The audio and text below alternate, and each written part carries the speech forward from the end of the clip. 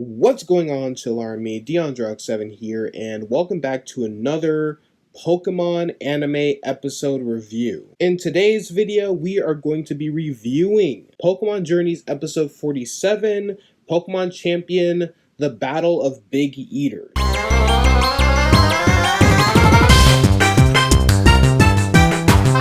did it, guys. As of today, as of this recording, we have made it to 1,000 subscribers. That is something I never thought I would say in a million years, bro. I'm low-key kind of tearing up right now because I don't have anyone to thank but you guys who support my channel, you guys who support my videos, you guys who support all of my content. You guys have been sticking with me from my best videos, from my best days to my worst days. I'm gonna try my best to upload better videos. I'm trying to get better at editing. I'm somewhat good at it now, but I'm trying to get better at editing so that way you guys can get higher quality videos and stuff like that. You guys aren't here to see me cry all the time, so let me just go ahead and just tell you guys, make sure you guys like this video if you haven't already, and also subscribe if you're new. Let's start off with the review already. I'm going to be doing something a little different. So instead of, typing out a little script and then just reading it, I'm going to read a summarized version of the plot, and then I'm going to just give you my opinions on what I think of the episode, basically. So without further ado, let's just get right to it. Ash and Goh have both entered the Vermilion City Pokemon eating contest per Professor Cerise's suggestion, with Professor himself, Chloe, and a very enthusiastic Krissa watching them in the audience. Which, I don't know about you guys, but Krissa, she a waifu. Smash or pass? I'm definitely smashing. Let me slide into Krissa's DMs real quick. Ash has chosen to enter with Dragonite, while Goh's choice is his Skwovet. Amongst the contestants are also last year's winner, Snorlax, and the eating contest legend, Kaiser Blaziken. The prize for the winner is a free trip to Unova and all-you-can-eat Unova food. That's the equivalent of going to New York for free and then all-you-can-eat New York-style food. And if you guys haven't had New York-style pizza, you have not lived. Unbeknownst to Ash and Goh, Team Rocket is also entering, having spent several days fasting to build up Morpeko's appetite, all to win the prize and stuff themselves with Unovan gourmet food, which, thank God, we finally have a Team Rocket and Morpeko kind of somewhat working together type of episode. First round of the contest consists of eating platefuls of berries.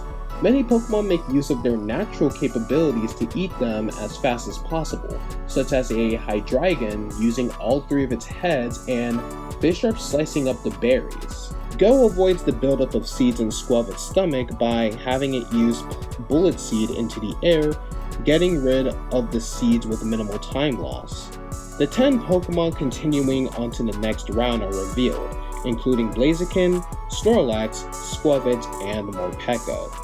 Trying to intimidate Goh, a fellow competitor, a scientist, reveals that the other competitors are all title holders from big regional tournaments, putting Skwovet and Morpeko at a disadvantage. Team Rocket rigs the lottery used to decide the pairs so that leading competitors Blaziken and Snorlax compete against each other, hoping to tire them both out before the finals. Spiciness resets Skwovet's taste buds, restoring its appetite to win the round. The second round finally ends with Blaziken, Morpeko, and Skwovet advancing to the finals. As the bell rings, both Morpeko and Skwovet start eating ferociously. To everyone's surprise, however, Blaziken hasn't eaten a single bite, not wanting to eat something that looks like its pre-evolved form. Team Rocket desperately tries to make Morpeko eat more, only for it to attack them with Aura Wheel out of frustration, sending them and itself flying off the stage. Skwovet is now the only competitor left and is only one tray behind Morpeko's record. However, Morpeko's belly appears swollen and it struggles to eat anymore.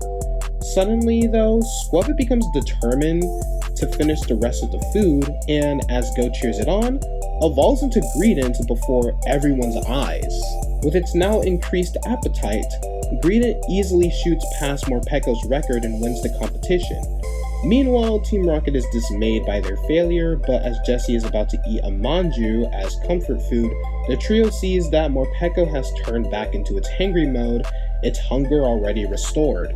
Now, let me start off with things that I really liked about this episode. So I love the fact that, it's not just Goh and Cinderace and Sobble. I love episodes that focus on Goh's minor Pokemon, like his Darmanitan, Scyther, Beedrill, what are other iconic Pokemon that he has, like Heracross, Pinsir, Skwovet, the giant Magikarp that he has. I love all of them. I love that they have separate personalities, and I would love to see them more.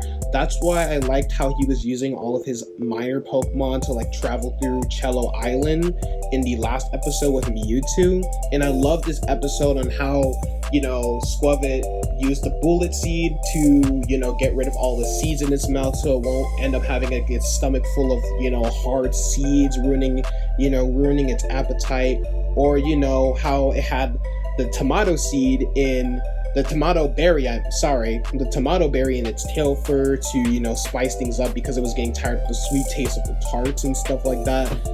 Moments like that are enough to satisfy me because, one thing that I did fear when it was revealed that Goh's goal was to catch every single Pokemon, I was afraid that they were just going to be just filler for his Pokédex, but now I see that they're just more than that, and Goh actually does care about his Pokemon, individually. Another moment I really liked was Goh Skwovet evolving into Greedent. As much as I dislike Greedent, it being my least favorite normal type Pokemon of all time, I was actually pretty satisfied with it because they had the nerve to play the 1, 2, 3 intro as a background score while this thing was evolving, as if this was an epic moment. I kid you not, I bursted out laughing when I was originally watching this episode when it started evolving into Greedent. I was honestly not expecting it. When it got to the point where, it was struggling to eat because its stomach was getting all full, I was like, hold up. Don't tell me they're about to make it evolve, and then because it evolved, it got fatter, so it's gonna end up winning the competition because its appetite is much stronger. Honestly, my prediction was true, and I started bursting out laughing. I almost cried because of it, because that's one of the funniest evolutions in the anime that I've ever seen so far. Now, what were my overall thoughts on this episode? Honestly, I was not expecting to like this episode. This episode was actually really funny, and it made me realize that I have a thing for Krissa. Krissa is waifu. But other than that, I loved many cute moments, Krissa being revealed to be a Pokemon eating competition fan. That was really cute. I liked Chloe. At first Chloe was getting on my nerves a little bit because the whole eating competition, she was like, is that really exciting? And I was just like, Chloe, look, if you guys don't know, I don't like Chloe, okay? I don't like Chloe. I hate the fact that she's just one thing I hate about Chloe is that she's this negative person, because she's supposed to be the average Joe of the Pokemon universe. She's supposed to represent the character that's she's aware of what Pokemon are, but she could just care less. But it gets on my nerves every time Ash is excited about the world coronation, or Goh's excited about catching new Pokemon. She's always like, are Pokemon really that interesting? I'm just girl, look, I don't need you ruining all the fun. Loved how Chloe slowly actually got excited throughout the episode, so thank God, because I thought I was about to slap a bitch. Also, there was cool moments again, Goh actually using Skwovet. I loved Goh and Skwovet interactions and stuff like that. And I love how Greedent also hugged Goh. It shows you that Goh really loves his Pokemon. They're not just Pokedex filler. He loves all of his Pokemon individually. And there's also, there's also funny moments like Team Rocket and Morpeko. I'm hoping that Team Rocket and Morpeko get, more interaction. I hope that it's not just the whole, oh, I eat a lot and I get angry if I don't have enough food. I hope that eventually, you know, Morpeko and Team Rocket actually do get along. Like, Morpeko's not just there to be like a running gag. I hope like he actually, you know, one of these days fights alongside Team Rocket and stuff like that. I would love to see Team Rocket, I would love to see Morpeko and Pikachu fight or something like that, you know, like Team Rocket actually using Morpeko. And I love how tense the eating competition got out of nowhere. Like, you know, we had the Snorlax and Blaziken when it was like revealed that they were both pinned against each other. They were like, they were just ready. They were just ready to go at it. And I also loved, you know, I also loved that one scene where Blaziken is just sweating in despair, looking at the the Manju that were shaped as Torchic, and he was just like, "This is where I crossed the line. Let me pick up my babies and leave." I cannot tell you that scene will forever be one of my favorite like comedic scenes in Pokemon. Overall, I would say that this was a pretty decent episode. I don't want to call it good. I mean, it was good, but it wasn't like, it was enjoyable. We'll say it was enjoyable. This is probably going to be like a 7 out of 10 or something, like when I do my hot takes of the reviews, but yeah, it was like a 7 out of 10. Anyways, that's going to be it for today's video. Thank you guys for watching, and once again, thank you all. Thank you, Chill Army, for 1K subscribers.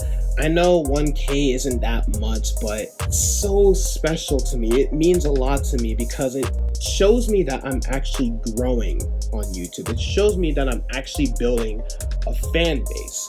But other than that, I'm gonna save all of this, like, you know, I don't know what this is, but I'm gonna save all of like the whole thank you stuff for my 1,000 subscriber stream. It's most likely gonna be a Q&A, and I'm also gonna do like a 2020, like a final 2020 video, I guess, to celebrate 1,000 subscribers. Like, you know, I always do those like every year. Like I do like my plans for 2021 and all that stuff. So stay tuned for that.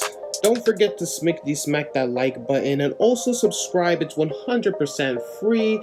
And be sure to check out all of my other contents as well. And that's going to be it for today's video. Only good, Chill Army.